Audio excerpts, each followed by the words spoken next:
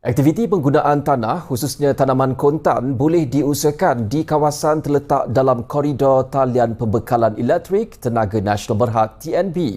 Walaupun sebarang aktiviti atau kegunaan tanah tersebut perlu mendapatkan kebenaran pemilik tanah selain memenuhi syarat ditetapkan Suruhanjaya Tenaga ST berdasarkan garis panduan izin lalu talian pembekalan elektrik atau Wayleave for Electricity Supply Lines. Menteri Tenaga dan Sumber Asli Datuk Seri Taqiyuddin Hassan menjelaskan tiada istilah tanah rizab TNB. Sebaliknya, hanya tanah yang terletak dalam laluan talian pembekalan elektrik yang mempunyai perjanjian izin lalu atau Wayleave yang masih dimiliki pemilik tanah dan TNB hanya pemegang lesen memasang atau menyelenggara talian bekalan elektrik. Jadi apa yang perlu dilakukan oleh seseorang yang berminat untuk menggunakan tanah di bawah talian ini adalah pertama, mendapat kebenaran tuan tanah.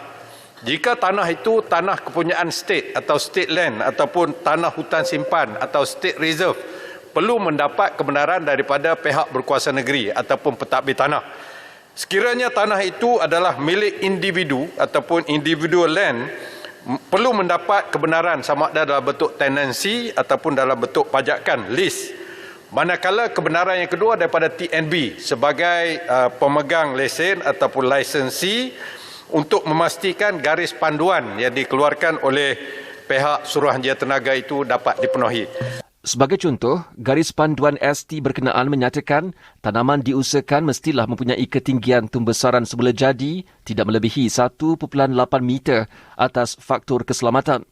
Aktiviti lain yang boleh diusahakan di kawasan itu termasuk padang ragut ternakan, kawasan kolam tadahan, kolam udang, kawasan letak kereta serta untuk pemasangan paip air. Dalam menjawab soalan Ahli Parlimen Tanjung Malim, Chang Lee Kang, sama ada petani dibenarkan menanam tanaman jangka pendek di rizab tanah TNB untuk mengatasi masalah keselamatan makanan.